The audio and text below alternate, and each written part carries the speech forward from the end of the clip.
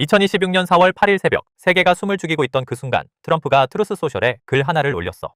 이란이 호르무즈를 완전히 열면 이 주간 공격을 중단한다. 쌍방 휴전이다. 불과 몇 시간 전까지 한 문명을 통째로 날려버리겠다고 했던 트럼프가 전쟁을 멈췄어. 그리고 이란 외무장관 아라그치가 즉각 공식 수락을 발표했어. 미국이 공격을 멈추면 이란군도 방어작전을 중단한다. 이 주간 호르무즈 안전 통항을 보장한다. 6주간 이어진 전쟁이 오늘 밤 사실상 멈춤 버튼이 눌렸어. 그리고 4월 10일 이슬라마바드에서 미 이란 직접 평화협상이 열려. 근데 지금 이 순간 많은 사람들이 놓치고 있는 게 있어. 이 뉴스가 내 집값이랑 무슨 관계냐고. 전세 계약 만기가 다가오는 사람, 집을 살까 말까 고민하는 사람, 지금 이자가 너무 올라서 대출을 갚아야 하나 말아야 하나 고민하는 사람한테 오늘 이 뉴스는 그냥 외신이 아니야. 내 지갑을 직접 흔드는 신호야. 오늘 이 영상에서 전부 정리해줄게. 2026년 2월 28일 미국과 이스라엘이 이란을 전격 공습하면서 전쟁이 시작됐어. 이란은 즉각 호르무즈 해협을 봉쇄했어. 전 세계 원유 해상 물동량의 20%, 한국 원유 수입의 70%가 지나가는 길이 막혀버린 거야. 결과는 충격이었어. 국제 유가가 전쟁 전 배럴당 68달러에서 127달러까지 87% 폭등했어. 2배 가까이 오른 거야. 원달러 환율은 전쟁 직전 1425원에서 1536원까지 치솟으며 2009년 이후 17년 만에 최고치를 찍었어.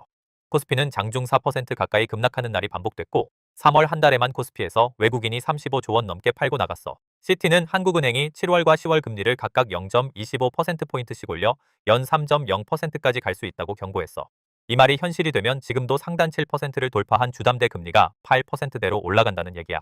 집값, 전세, 대출이제 최악의 시나리오가 현실로 다가오는 국면이었어. 그리고 오늘 판이 완전히 바뀌었어. 파키스탄 총리 샤리프가 트럼프에게 이 주 공격 유예를 요청했고 트럼프가 받아들였어. 이란 외무장관 아라그치는 즉각 공식 수락했어. 파키스탄이 중재한 이 협정의 이름은 수도 이름을 딴 이슬라마바드 협정이야. 트럼프는 이란의 10개항 역제안을 합의 가능한 기초로 본다. 미 이란 간 대부분의 쟁점이 이미 합의됐다고 밝혔어. 이스라엘도 동의했어.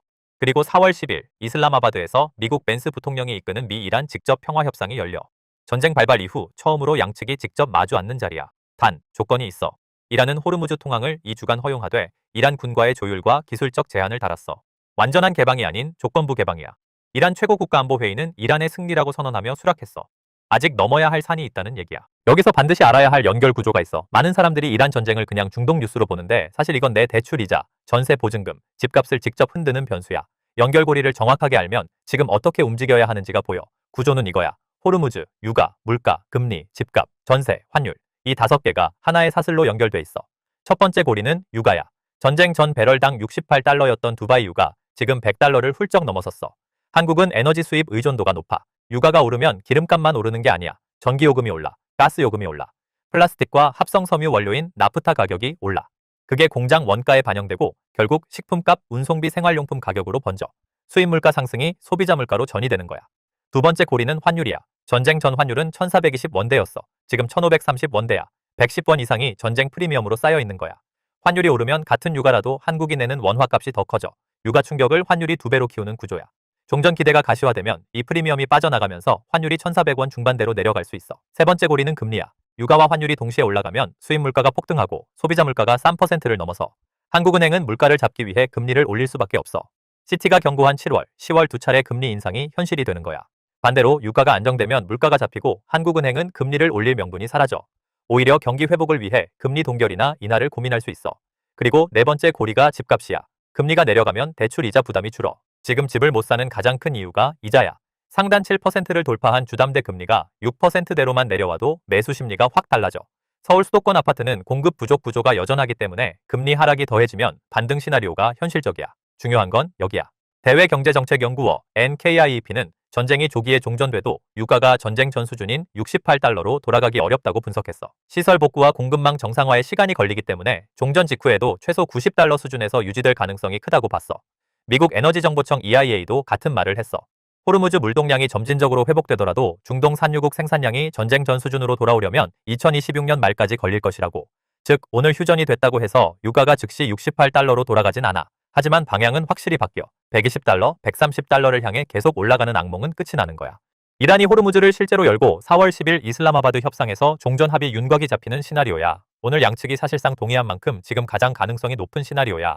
유가가 배럴당 90달러대로 빠지기 시작해. 전쟁 전후로는 못 가지만 지금보다는 의미 있게 내려오는 거야. 중동 산유국들이 다시 생산을 늘리기 시작하면 하반기부터 공급이 회복되고 유가 하락 속도가 빨라질 수 있어. 수입 물가 상승 압력이 꺾이면서 소비자 물가 상승률이 안정 구간으로 진입해 한국은행은 금리를 올릴 명분이 사라지고 오히려 경기 회복을 위해 금리 동결 또는 인하 카드를 고민할 수 있어. 시티가 경고했던 7월, 10월 금리 인상 시나리오는 물 건너가는 거야. 환율은 1,400원 중반대를 향해 내려와. 외국인 자금이 국내 증시와 채권 시장으로 다시 유입되기 시작해. 3월에만 코스피에서 35조 원 넘게 빠져나간 외국인 자금이 되돌아오는 거야. 원화가 강해지면 수입 물가 안정 효과가 한 번 더 더해져. 부동산 시장은 금리 동결 기대감이 먼저 시장에 반영돼. 실제 금리가 내려가기 전에 기대감만으로도 매수 심리가 살아나. 지금 이미 상단 7%를 돌파한 주담대 금리가 더 오르지 않는다는 신호만으로도 매수를 미루던 사람들이 움직이기 시작해. 특히 서울 수도권 아파트는 공급 부족 구조가 여전하기 때문에 금리 상승 압력이 사라지는 것만으로도 반등 시나리오가 현실적이야. 지금 매수를 고민하는 사람한테는 진입 타이밍이 열리는 구간이야. 전세는 수요가 매매로 분산되면서 단기 급등 가능성은 낮아져. 매매 전환 수요가 생기면 전세 수요가 줄고 집주인 협상력이 떨어져. 전세 계약 갱신을 앞두고 있는 사람한테는 협상력이 생기는 국면이야. 집주인이 먼저 올려달라고 하기 전에 시장 상황을 지켜볼 여유가 생기는 거야. 이란이 호르무즈 통항에 붙인 기술적 제한 조건이 문제야. 이란은 전쟁의 영구 종식 없이는 호르무즈 완전 개방 없다는 입장을 유지하고 있어. 트럼프가 원하는 건 완전하고 즉각적인 개방이야. 이 간극이 4월 10일 이슬라마바드 협상에서 좁혀지지 않으면 이 주 휴전은 또 다른 출발선에 불과해. 트럼프는 지금껏 시한을 여러 번 바꿔왔어. 이번이 진짜 마지막이라는 보장이 없어. 이란 혁명 수비대는 오늘도 미국이 레드라인을 넘으면 수년간 석유와 가스를 공급하지 않겠다고 경고했어. 이게 현실이 되면 어떻게 되냐? 미국 에너지정보청은 중동 산유국 생산 차질이 이달 하루 910만 배럴까지 늘어날 수 있다고 밝혔어. KIEP는 에너지 시설 타격과 확전 시 유가가 내년 배럴당 174달러까지 치솟을 수 있다고 경고했어. 배럴당 174달러면 지금보다 40% 가까이 더 높은 수준이야. 1973년 오일 쇼크 이후 유례 없는 수준이야. 이렇게 되면 소비자 물가가 3%를 훌쩍 넘어서고 한국은행은 금리를 올릴 수밖에 없어. 시티가 예고한 7월, 10월 두 차례 금리 인상이 현실이 돼. 연 3.0%짜리 기준금리가 현실화되면 지금도 상단 7%를 뚫은 주담대 금리가 8%대를 향해 치솟아. 5억 원 대출을 30년 만기로 갚는 사람은 금리가 1%포인트 오를 때마다 월 상환액이 30만 원 이상 늘어나. 대출을 안고 집을 살 수 있는 사람의 숫자가 급격히 줄어들어. 집값 하락 압력이 커지고 전세 시장도 불안해져. 전세 보증금을 못 돌려주는 역전세 리스크가 다시 수면 위로 올라와. 환율이 1,550원을 넘어서면 수입 물가 폭등이 내년까지 이어져. 지금도 전기요금 인상 논의가 시작됐고 식품 가격도 오르고 있어. 여기에 이자까지 올라가면 월급은 그대로인데 전기료, 식품값, 이자가 동시에 오르는 삼중고가 현실이 돼 가계 실질 구매력이 무너지는 거야. 지금 이 순간은 6주 만에 처음으로 희망이 생긴 순간이야. 트럼프가 이 주 공격 중단에 동의했고 이란도 사실상 받아들였어. 4월 10일 이슬라마바드에서 미, 이란이 직접 마주 앉아. 전쟁 발발 이후 처음으로 양측이 협상 테이블에 앉는 거야. 집을 사려는 사람은 지금 4월 10일 협상 결과를 먼저 확인해. 종전 합의 윤곽이 잡히면 금리 하락 기대감이 먼저 시장에 반영되고 매수 심리가 빠르게 살아나. 그때 움직이는 게 지금 서두르는 것보다 훨씬 유리해. 반대로 협상이 결렬되면 하락 압력이 더 커지는 거야. 어느 방향으로 가든 10일이 분기점이야. 전세 계약 만기가 다가오는 사람은 지금 당장 협상을 서두르지 마. 10일 협상 결과가 나오고 나서 움직여도 늦지 않아. 집주인이 올려달라고 압박해도 시장 불확실성을 이유로 시간을 버는 게 전략이야. 이 주 안에 방향이 갈리거든. 변동금리 대출자는 지금이 이자 부담 최고점 구간이야. 협상이 잘 풀리면 금리 동결 기대가 살아나고 고정 전환 필요성이 줄어들어.